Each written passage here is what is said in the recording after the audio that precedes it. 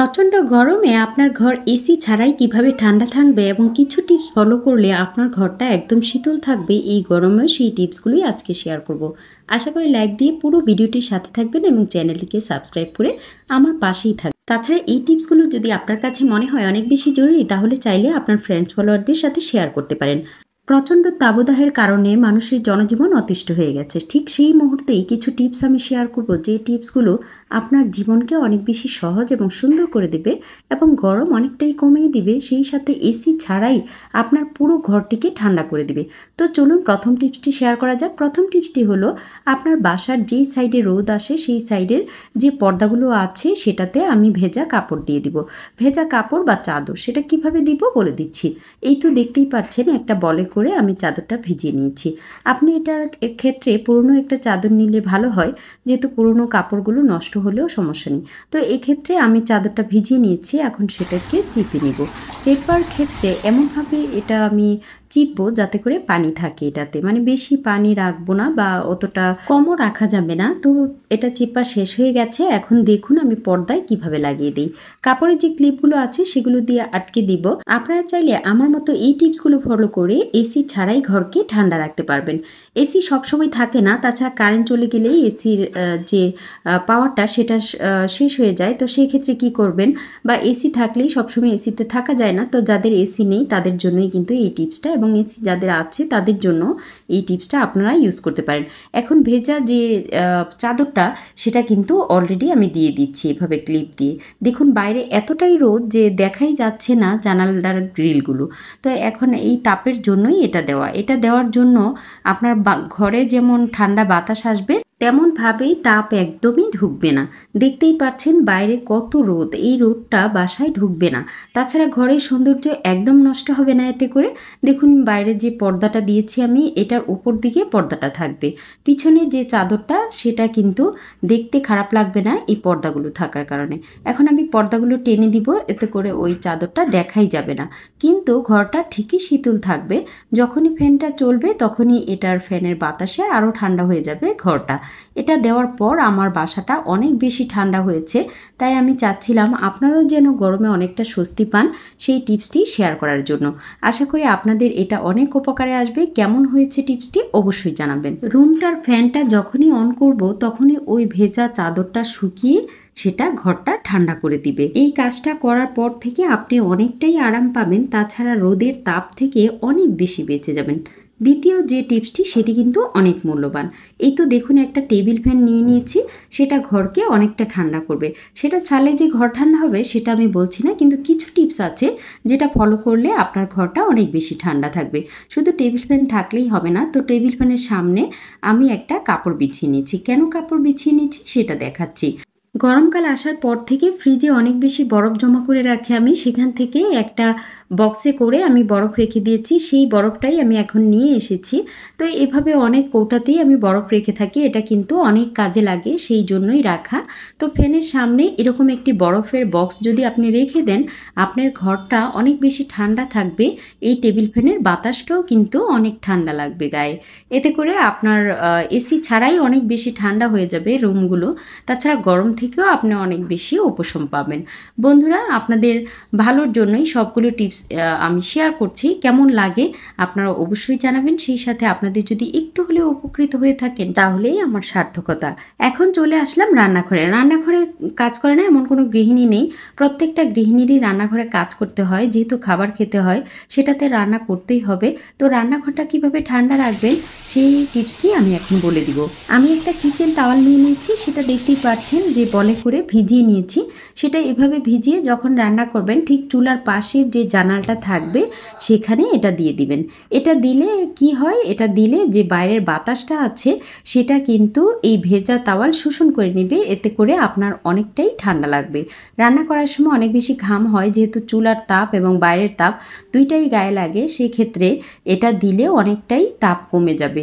তাছাড়া বাইরের যে বাতাসটা আসবে সেটা যখন এই তাওয়ালের গায়ে লাগবে তখন সেটা অনেক বেশি ঠান্ডা বাতাস আসবে। সবার এসি কেনার সামর্থ্য থাকে না, কিন্তু গরমে তো যে তাপদাহ আছে সেটা কিন্তু কন্ট্রোল করতে হবে। সেই কন্ট্রোল যেন করতে পারি সেই কারণেই এই পদ্ধতিগুলো শেয়ার করা আপনাদের সাথে। আপনারা আমার মতো কারা কারা এই পদ্ধতিগুলো অবলম্বন করেন আপনারা চাইলে জানাতে পারেন, এবং এই টিপসগুলো যদি ভালো লাগে তাহলে আপনারা সবার সাথে শেয়ার করতে পারেন। এতে করে সবাই কিন্তু উপকৃত হবে এবং সবাই জেনে যাবে যে এসি ছাড়াও কিভাবে ঘর ঠান্ডা রাখতে হয়। এখন যে টিপসটি শেয়ার করব সেটাও কিন্তু রান্নাঘরে গৃহিণীদের তাপ থেকে বাঁচার জন্য অনেক বড় ধরনের একটা টিপস। তো এই টিপসটি কি সেটাই বলে দিচ্ছি। প্রথমে যে চুলার পাশের জায়গাটা আছে সেখানে একটা বাটি দিয়ে দিলাম এবং বরফ করে রাখা যে বক্সটি, আবারও একটা বক্স বের করে নিয়ে এসেছি আমি ফ্রিজ থেকে। কয়েকটা বক্সে আমি এইভাবে বরফ কিন্তু রেখে থাকি, কারণ জানি অতিরিক্ত তাপে সেটা আমার কাজে লাগবে। দেখুন ঠিক জানালার পাশে আমি এই বরফটা কিন্তু রেখে দিয়েছি। বাইরে এতটাই তাপ যে কিছুই দেখা যাচ্ছে না, তেমন কিছু স্পষ্টভাবে দেখা যাচ্ছে না।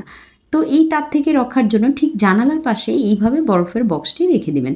এতে করে বাইরের যে বাতাসটা সেটা যখন এই বরফের গায়ে লাগবে তখন আপনার গায়েও শীতল একটা বাতাস বইবে। এই বরফের বক্সটা জানালার পাশে রাখার কারণে আপনার গায়ে কখনোই তাপ লাগবে না, এবং এটার কারণে সেই ঠান্ডা যে বাতাসটা সেটা কিন্তু অনেকটাই কাজে দিবে এই রান্নাঘরে। আমরা যতই পদ্ধতি শেয়ার করি না কেন, যখন গরমকাল তখন সেই গরমের ফিলটা কিন্তু পাওয়াই যাবে। তো সেক্ষেত্রে রান্নাঘরে যখন কাজ করি সেই কাজগুলো যদি দ্রুত করা যায় তাহলে কিন্তু আমরা রান্নাঘরের গরম থেকে অনেকটা বাঁচতে পারবো। সেই কাজগুলো কিভাবে দ্রুত করবো সেই টিপসটি বলে দিচ্ছি। রান্নার ক্ষেত্রে পেঁয়াজ কাটা কিন্তু অনেক বেশি ঝামেলার কাজ, তো সেটা কাটতে কাটতে দেখা যায় অনেকটা সময় পার হয়ে যায়।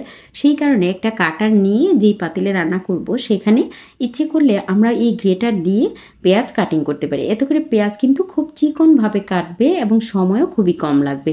দেখতেই পাচ্ছেন আমি কিভাবে কেটেছি, ঠিক এইভাবে চাইলে আপনারা খুব সাবধানে করবেন, কাজটি শেষ করতে পারেন। এখন এই গ্রেটার দিয়েই আমি পুরো পেঁয়াজগুলো কেটে নেব, এতে করে সময়ও কম লাগবে এবং এটাও খুব চিকন চিকন হবে। বটি দিয়ে কাটতে গেলে অনেকটা সময় লাগবে। রান্নাঘরে এমনিতেই অনেক তাপ থাকে, তাছাড়া এই তাপের মধ্যে যত দ্রুত কাজ করা যায় ততটা ভালো। তাছাড়া সকাল সকাল যদি রান্না বসিয়ে দেওয়া যায় তাহলে সেটা আরও ভালো।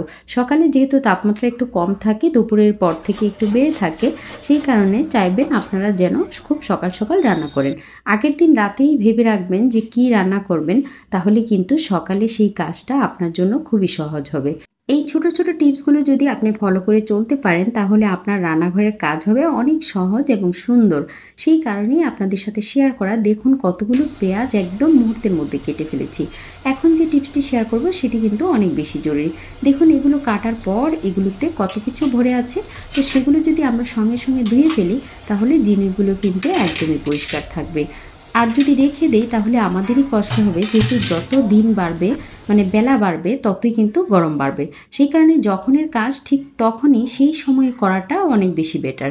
এইতেও দেখুন আমি এটা এখনই ধুয়ে রাখছি, আর ধুয়ে যদি না রাখি তাহলে কিন্তু এটা পড়ে যাবে। তাতে করে আপনার এই কাজটি পরবর্তীতে করতে গেলে এই কাটারটা অনেক বেশি ময়লা হয়ে থাকবে এবং ধারালোটা একদমই পড়ে যাবে। সেই কারণে যখনের কাজ ঠিক তখন করে ফেললে আপনার কাজের ঝামেলাও কমে যাবে এবং অন্য সময় আপনার এই কাজের বোঝাটা থাকবে না। তাই যখনের কাজ ঠিক তখন করলে এই কাজটা খুবই সুন্দর হয় এবং ভালো হয়। এগুলো ধোয়ার পর এখন আমি এটা এমনভাবে দিব যেন পানিটা ঝরে যায়। এই তো লম্বালম্বি করে দিয়ে দিয়েছি যাতে করে এটার পানি ঝরে যায়। যখন পানি ঝরে যাবে ঠিক তখনই কিন্তু আমি এগুলো জায়গা মতো রেখে দেব। ঠিক যেখান থেকে আমি এই জিনিসগুলো নিয়েছি সেই জায়গায় যদি রেখে দেই তাহলে কাজের চাপ অনেকটা কমে যাবে। এই গরমে আপনি স্বস্তি পাবেন।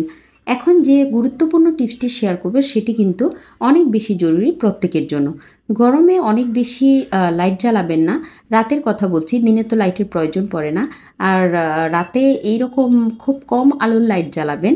আর যেগুলো একদম লাইটগুলো অনেক বেশি আলো হয় সেই লাইটগুলো কিন্তু বন্ধ রাখবেন। তাহলে আপনার গরমের যে তাপটা সেটা কিন্তু একদমই কম লাগবে। আপনি এটা আজই করে দেখবেন, তাহলে বুঝতে পারবেন যে ঘর যে কতটা ঠান্ডা থাকে লাইট বন্ধ রাখলে। আপনি অল্প আলোর লাইট জ্বালাবেন তাহলে অনেকটা স্বস্তি পাবেন। এসি ছাড়াই গরমে অনেকটা স্বস্তি পাওয়ার জন্য এখন যে টিপসটি শেয়ার করব সেটি কিন্তু খুব গুরুত্বপূর্ণ। যখন আমরা ঘুমাবো বা ঘরে অবস্থান করব তখন এই রকম একটি কাপড় নিয়ে সেটাতে আমি পানি ঢেলে দিব। ফ্রিজ থেকে পানিটা নিয়ে আসবো এবং সেটাকে ঢেলে দিব। ফ্রিজের পানি যদি এই কাপড়টার উপরে দেওয়া থাকে, যতক্ষণ পর্যন্ত পানিটা না শুকাবে ততক্ষণ পর্যন্ত আপনার ঘর অনেক বেশি ঠান্ডা থাকবে। দেখুন আমি পুরো যে কাপড়টা সেটাতে কিন্তু পানি ঢেলে দিয়েছি এবং পাশের যে পানিগুলো সেগুলোও কিন্তু আমি এটাতে দিয়ে দিব যাতে করে পুরো কাপড়টা শোষণ করে নেয়। এতে করে যখন আপনার বাসায় যে ফ্যানগুলো চলবে ফ্যানের বাতাসে সেটা অনেক বেশি ঠান্ডা হবে।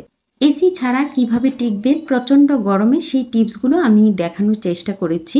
টিপসগুলো কেমন লেগেছে অবশ্যই জানাবেন। সেই সাথে আপনাদের জন্য অনেক অনেক দোয়া রইল যেন প্রত্যেকেই প্রচণ্ড গরমে অনেকটা স্বস্তি পায় এবং এই তীব্র তাপদাহ এবং প্রচণ্ড গরমে যেন প্রত্যেকে সুস্থ থাকি, ভালো থাকি এবং এই তাপ যেন কমে যায় সেই কারণে আল্লাহর কাছে অনেক বেশি সাহায্য চাইতে হবে। এভাবে সাহায্য চাইতে চাইতেই একসময় আমরা স্বস্তি পেয়ে যাব। আজকের মতো বিদায় নিয়ে নিচ্ছি। সবাই ভালো থাকবেন, সুস্থ থাকবেন, নিরাপদে থাকবেন। আল্লাহ হাফেজ।